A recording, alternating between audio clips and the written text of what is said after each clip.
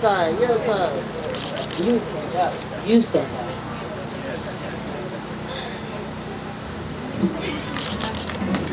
Ashe. Yeah, yeah, yeah, yeah.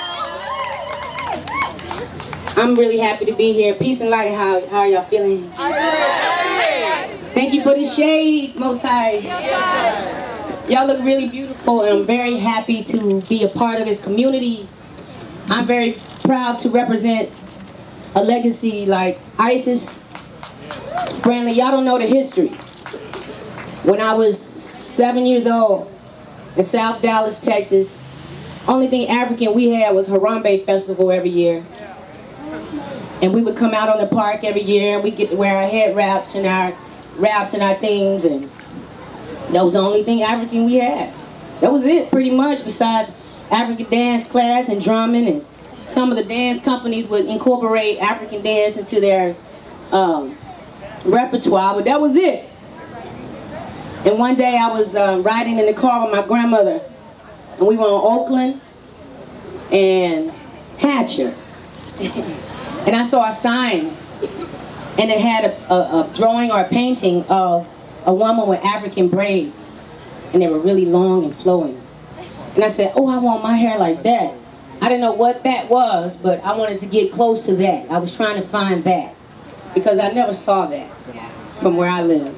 So my grandma said, okay, I got $20. If you can get that with $20, You can cool. I'm talking about you and your sister, both. You and Coco. If y'all can both, then y'all can, okay. So we went in there.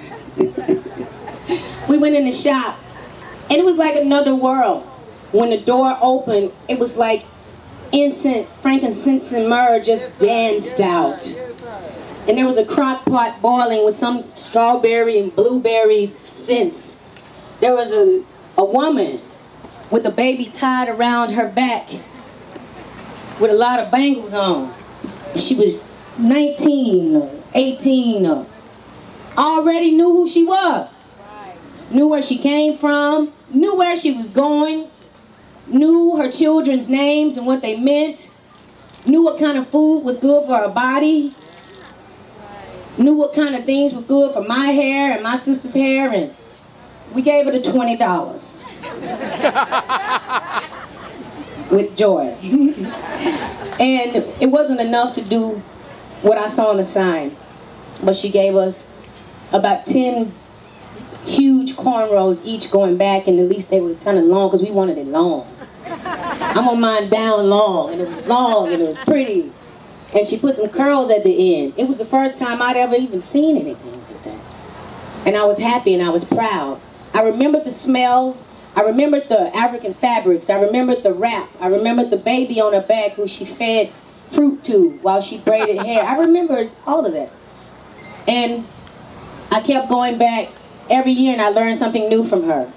Eventually, I became a vegetarian in high school when I learned how good it was and how her body was developing beautifully and how she was aging so beautifully.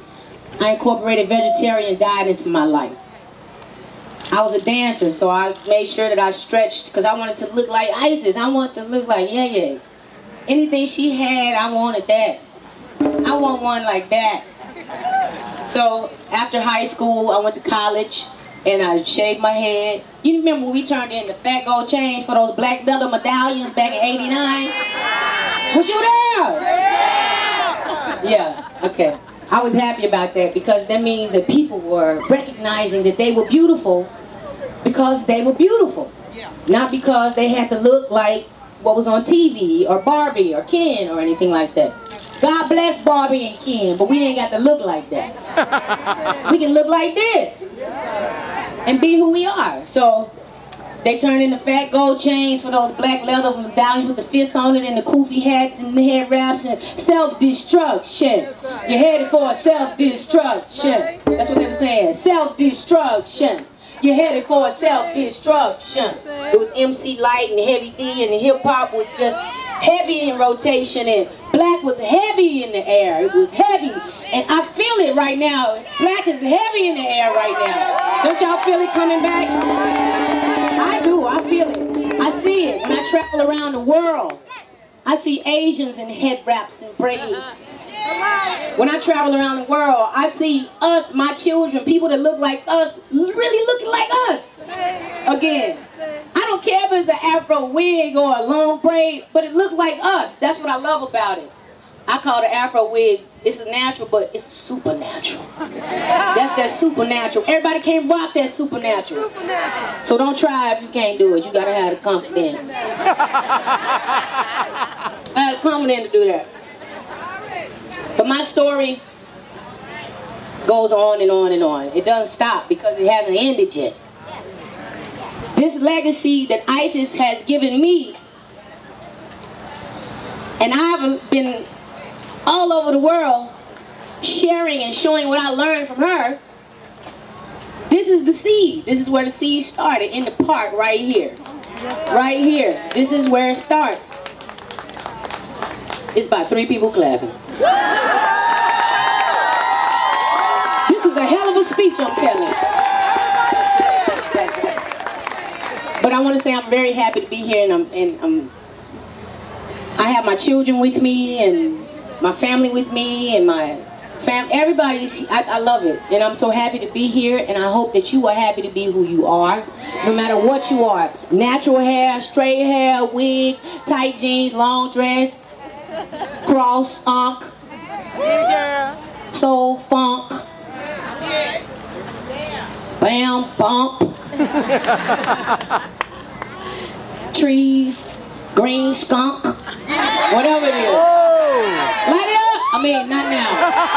Not now. Yeah! And I thank you all for being here and celebrating with us. We're going to do this every year, and I will be here. We don't have to wait every year. We should make up some other events just to continue to have this, because this is real. What you're feeling right now around you, look around you. Just look around you. It's real right now. It's very, very, very real. Very, very, very real. Ashe. Everybody say Ashe. Ashe, yo. Everybody say Ashe.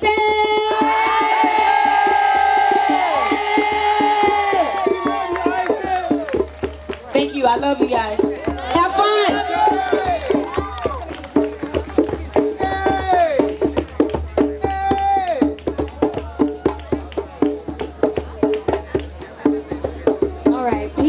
Thank you, Erykah. Como.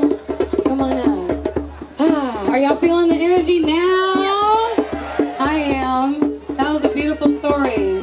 I had a similar experience walking into the shop, smelling incense. She always smells like cinnamon rolls to me. I'm serious, and I tell her it's like a sweet smell. I don't know what it is, but